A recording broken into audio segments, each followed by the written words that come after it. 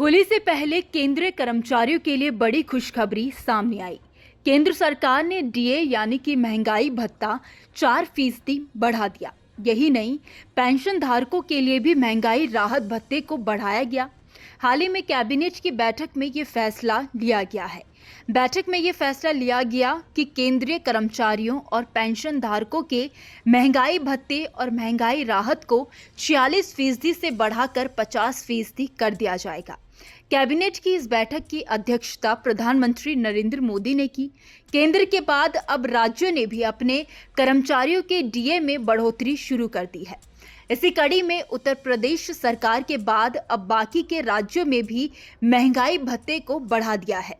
अरुणाचल प्रदेश सरकार ने राज्य कर्मचारियों के महंगाई भत्ता और पेंशन भोगियों के लिए महंगाई राहत भत्ते में 4% वृद्धि करने की घोषणा की है। इसी के साथ राज्य में सरकारी कर्मचारियों का महंगाई भत्ता और महंगाई राहत बढ़कर 50% हो जाएगा। झारखंड सरकार ने भी राज्य सरकार के कर्मचारियों का महंगाई भत्ता बढ़ाकर 50% कर दिया। अभी तक यह 46% था। कर्नाटक में भी राज्य सरकार के कर्मचारियों का महंगाई भत्ता 38.75% से बढ़ाकर 42.5% करने की मंजूरी दी है। लोकसभा चुनाव की घोषणा से पहले राज्य सरकार ने कर्मचारियों को ये राहत दी है। केंद्र सरकार ने हाल ही में 1 जनवरी से अपने कर्मचारियों के महंगाई भत्ते को मौजूदा 46% से बढ़ाकर मूल वेतन का 50% करने की घोषणा की थी।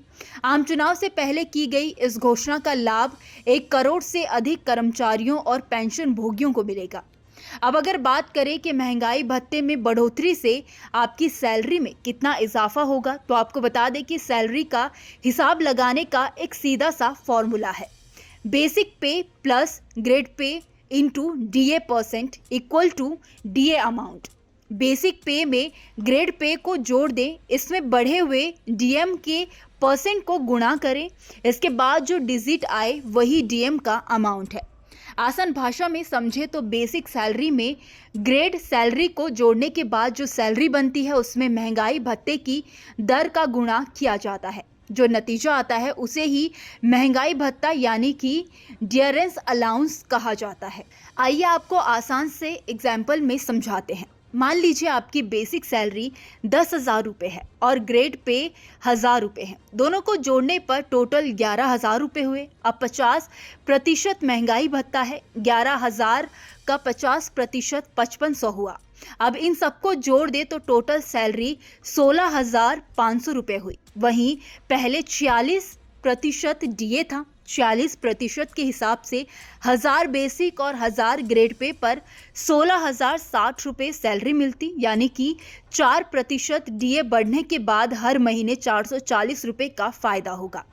डीए में बढ़ोतरी से करीब 49.18 लाख कर्मचारियों और 67.95 लाख पेंशनर्स को होगा। सरकार के फैसले के अनुसार ये बढ़ा हुआ डीए जनवरी 2024 से जोड़ा जाएगा, यानी मार्च के बाद जो सैलरी या पेंशन आएगी उसमें जनवरी और फरवरी का बढ़ा हुआ डीएम जुड़कर मिलेगा।